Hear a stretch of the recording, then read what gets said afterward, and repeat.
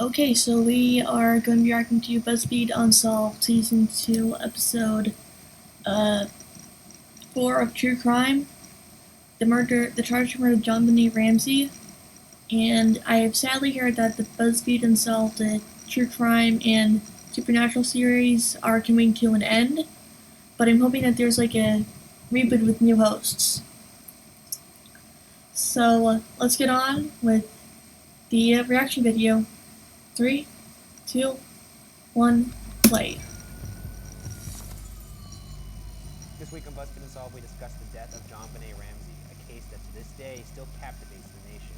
I gotta say, this one really gave me the creeps. It's not fun. It's not fun. A child died. I'm not stoked for it. No, I'm not stoked, but everyone seems to want to hear about it, so here we go. On the morning of December 26, 1996, in Boulder, Colorado, Patsy Ramsey claimed to discover a ransom note for her 6-year-old daughter, John Benet Ramsey, on the back staircase inside the house. This prompted Patsy Ramsey to call the police at 5:52 a.m.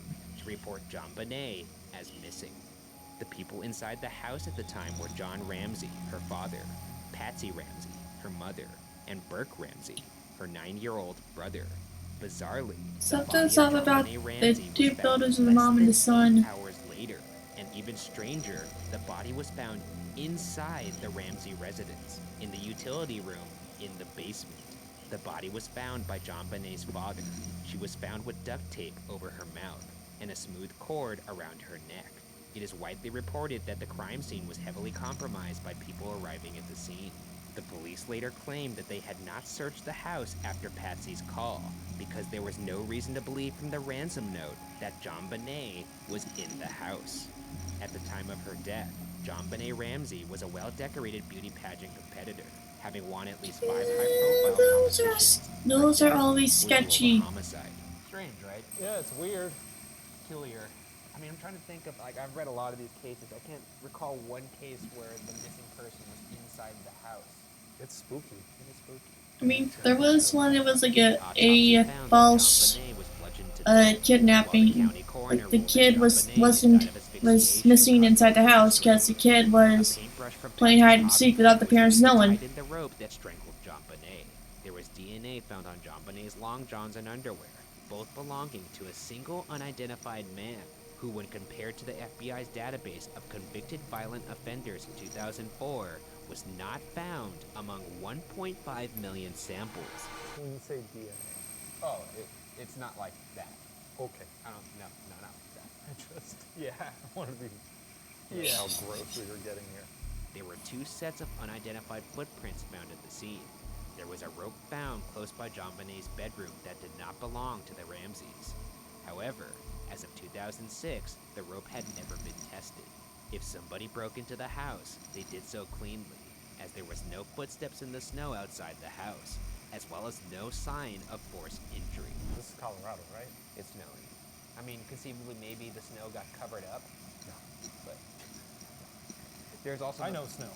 You don't know snow because you're a Southern California Oh, you're going to Lily, pull this but card now from your Chicago, from the Windy City, and I don't know anything about weather. We know snow out there. It's so nice. It's not that hard. It falls from the sky and it hits the ground. There's some nuance to it. We get snow from the Sierra Nevadas. Oh, you don't even know. And we got some snow about a year or 2 ago in SoCal. Freaked out the horses and the goats. Well, not freaked out, more like confused. Why is that? Weird number. Well, I guess it is very specific. Actually, we're going to touch on why that may be so specific. This is my detective brain. This is what I'm telling you about. I think it is. Did that number stick out to you the first time? It did, but I think you're tuning your own horn a little bit too much. Shame the brain. With the exchange to take place the next day between 8 and 10 a.m. The highly scrutinized note starts with, quote, Mr. Ramsey, listen carefully. We are a group of individuals that represent a small foreign faction. We respect your business, but not the country that it serves, end quote. A strange declaration that would ultimately lead nowhere. If you're sending someone a ransom note, I would imagine you would want to put Yeah. in as little detail as possible. I'm not going to say, dear Mr. Ramsey, it's me, a tall fellow. It almost seems cartoony. Almost as if it was fake. Let's move on. Here's another excerpt. Quote, "The two gentlemen watching over your daughter do not particularly like you, so I advise you not to provoke them. Speaking to anyone about your situation, such as police or FBI, will result in your daughter being beheaded." Jesus Christ. Yeah, what? Jeez. Ransom note.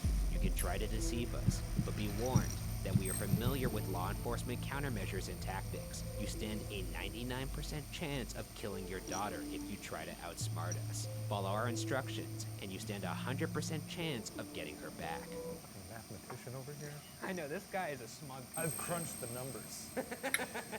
I've run the permutations through my little computer, and all of them say, you're fucked. My murder laptop.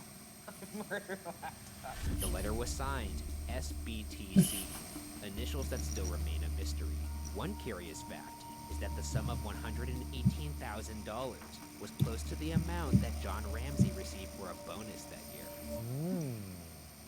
That's when you asked the question about the specificity of the number. Yeah, There it is. I've connected the dots. You didn't connect shit, but I've connected them. However, the most chilling fact about the ransom note was that it was determined that the note was written using pen and paper from inside the house. While this detail is absolutely horrifying, Dun, it dun, also puts a lot dun. of suspicion into the integrity of the note. This suggests that the killer somehow entered the house, wrote the note inside, and for some reason then killed John Benet Ramsey after writing What, the like they ransom forgot the All this original occurring while the ransom other note? Ramsey family members were inside the house. I feel like I've been in some big houses where you could be at one end, someone in the other end could be straight up murdering a human being and you wouldn't even know. would you take that kind of a risk as a killer to do all these weird little things inside the house? Yes. Analysis of the notepad used suggested that a practice letter was written, and part of a practice note was found. There were spelling errors in the letter on words thought to be easy, like possession.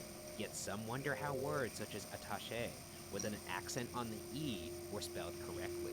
Some believe this adds up to the letter being a hoax, and when combined with the lack of evidence of an intruder, this case becomes even more puzzling. Sometimes you know how to spell some words, sometimes you don't know how to spell some other words. You write with a big marker and then Oh, when you're suddenly making the big you've got old like 3 letters to squeeze in at the end and it looks all shitty.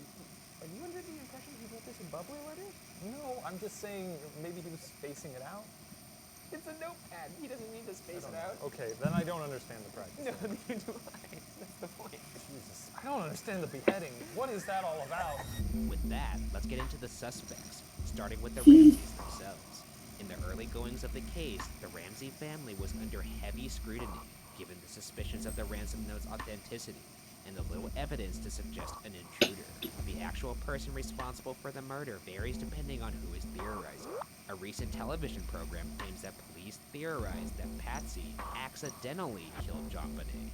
That same program also posited that Burke Ramsey, How do you John Benet's accidentally 9-year-old strangle your brother, kid? accidentally killed John Benet as well.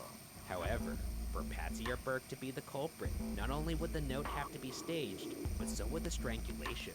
And that doesn't add up when you consider the evidence suggests that John Benet was still alive as she was being strangled. Furthermore, handwriting analysis also ruled out John Ramsey and ruled Patsy Ramsey as inconclusive. Experts believe the signs are more consistent with child abduction and murder done by an intruder. Fascinatingly, in 2013, it came to light that in 1999, a grand jury had voted to indict John Benet's parents on charges of child abuse resulting in death. However, the Boulder District Attorney at the time, Alex Hunter, did not sign the indictment, believing that there was not enough evidence to You guys' support the face! charges. Casting further doubt on this theory is the fact that the DNA evidence procured from the crime scene officially exonerated the entire Ramsey family. You could see why people would think it may be one of them in the family, though, because if it was So they can't be acquitted again if they did do it. Which brings us to our first non-Ramsey suspect, a local man named Bill McReynolds who had visited the Ramsey house 2 days before John Benet's murder. He sometimes dressed up as Santa Claus. His own daughter had been kidnapped 22 years before the John Benet murder. His wife had written a play about a child getting molested and then murdered in a basement. According to the Denver Post, this man felt close to John Benet. Here's a quote from him. Quote, "Her murder was harder on me than my operation. She made a profound change in me." End quote. McReynolds even brought a vial of glitter gifted to him by John Bonet into heart surgery. The gift had been meaningful to him since no child had ever given him a gift while playing Santa. He even asked his wife to mix the glitter with his ashes if he were to die. I don't like this man. This also could be just the acts of a kind old man. It is up until him wanting her glitter mixed with his ashes. Fair. I tell you what, did he murder her? Maybe not. Is the glitter with your ashes a weird thing to ask for? It's the Absolutely. weirdest, That's yeah. very weird. I don't like that at all. No. I wish I didn't know it, but now it's in my brain. And now it's in all your brains. Dude, it's weird to be asked to be baked into a pie. Sensationalized details which can also be interpreted as the acts of a friendly old man. There is nothing to suggest McReynolds as the murderer. The next suspect is Gary Oliva, a man who lived a few blocks away from the Ramsey home at the time of the murder. In 2016, Oliva was arrested on charges of child pornography. In December of 2000, Oliva was arrested on unrelated drug charges and was found to be carrying a photo of John Bonet in his backpack. He explained why he had the photo to the Denver Post. Quote, John Bonet's murder touched me very deeply. I felt she was an exceptional girl whose death was an exceptional loss. I felt the need to build a monument, a shrine, to remember this little girl. Oh, I don't like him. Ryan. I know everybody wanted to hear Yeah, I think that guy is sketchy enough to be a Checking on the probable, suspect. This guy's suspect. He is. and it's gonna get worse. Why? Yeah. A high school friend of Oliva named Michael Vale revealed in an interview with In Touch magazine that Oliva called him a day after the murder occurred and said, quote, I heard a little girl, I heard a little girl, end quote. According to Vale, Oliva also revealed the location of where he had hurt this girl, Boulder, Colorado, after which Oliva hung up the phone. This is interesting if true because records show that no other girl other than John Bonet was harmed in that area that night. Vale also revealed that the strangulation method used on John Bonet was also allegedly used by Oliva when Oliva attempted to strangle his own mother with a telephone cord. Why would someone make that up? I don't know. You gotta imagine Dude. the story so sensationalized that it get paid to give an interview, right? An exclusive, because it is an exclusive in In Touch, which we all know is the major true crime publication of the United States. Nonetheless, Gary Oliva was also not a match to the DNA evidence. The final suspect is John Mark Carr. A divorce. Dang it. You don't even like his name. You don't No, like his names. I remember this fucking guy. Okay. A divorced father and elementary school teacher.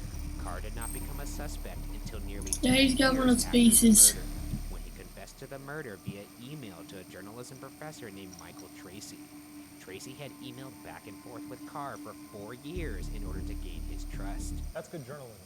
It's good journalism, but I mean, you gotta imagine it takes a toll on you emotionally. Yeah, to have a weird pen pal like that. A weird pen pal. Yeah, that's a good way to say it. I just don't know what you say to someone for 4 years. I'll be Hey, like, do you know anything about that kid that got killed Yeah, in no Colorado? one's ever asked me if I murdered anyone. Maybe they're not asking the right questions. Tracy said this of the experience, quote, you are reading and hearing a truly dark side of the human psyche, and having to pretend it's okay that I wasn't going to sit in judgment, because otherwise the communication would have stopped. This is the worst experience of my life by far. It was horrible, end quote. Was he also pretending to be a weirdo? He had to. What, dude? I'm a journalist, but I'm a sicko, trust me. Trust me, I'm a sicko. That's all he said over and over. That's for 4 years, trust me, I'm a sicko. Run me back. Judging from the character of this guy that you'll learn later, John Mark Carr, I don't think it's going to take a lot to outfox him, to be honest. Yeah, I remember this dum-dum. In his emails, Carr used similar wording as the ransom note. At one point, he used Patsy's mother's nickname in an email. Dude. And it was bizarre that he would even know that. Carr would eventually write that he was in love with John Bonet, and would later confess to hitting John Bonet in the head with a flashlight. Aw, dude. Quote, she of course was asleep from the time That's that he not was how that she he took her died, from though. bed and took her into the basement. Her first reaction was, where am I? And I said, you're in your basement. She wasn't in that little room to be disgraced, and I would never disgrace her or dishonor her.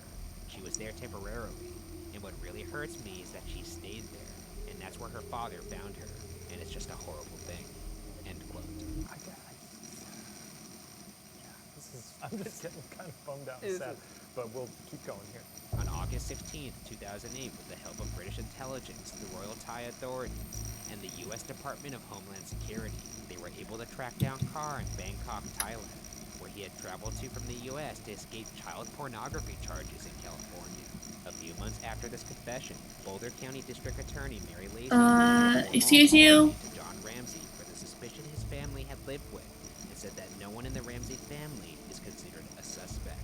Carr's DNA did not match the DNA found on the scene, and he was not charged with the murder. However, the U.S. Department of Homeland Security continued to investigate John Mark Carr. He had always maintained that he had not acted alone. If you'll recall, there were 2 sets of unidentified footprints found at the scene. It's worth mentioning that former Boulder Police Chief Mark Beckner, the lead investigator on the John Benet Ramsey case for a time, said in a Reddit AMA in regards to John Mark Carr that, quote, his confession, once they shared it with us, did not match the evidence at the scene. We knew in about 18 hours he was not the guy.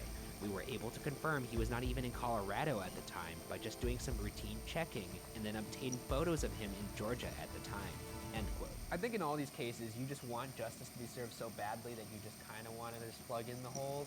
On this one, though, I don't want him, if he's just lying, I don't want him to get what he wants. Yeah, it's true. If you are the kind of person that wants to take credit for a child murder, Yeah.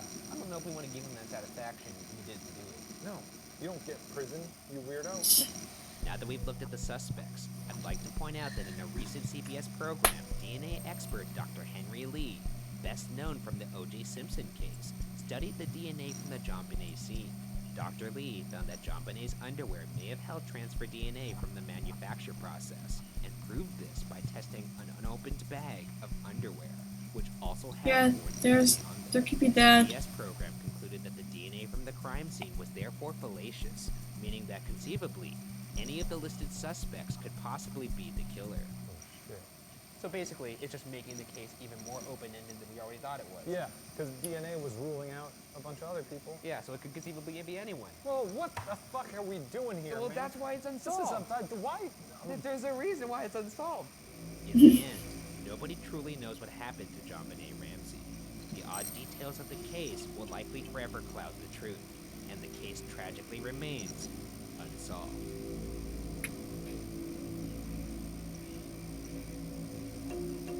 I can't say who I think did it. Our legal team has informed me that I can't chime in on that. So, but I will now blink to you in Morse code who I think did it. You don't know Morse code. He doesn't know Morse code. Well, everyone who knows Morse code knows who I thought did it. So, it's unsolved. Okay. All right. Well, we did nothing here once again. No, this was the worst. Yeah, this was great. Thanks, Ryan. Same time next week. No, Okay. That's my chair. it's mine now. When we-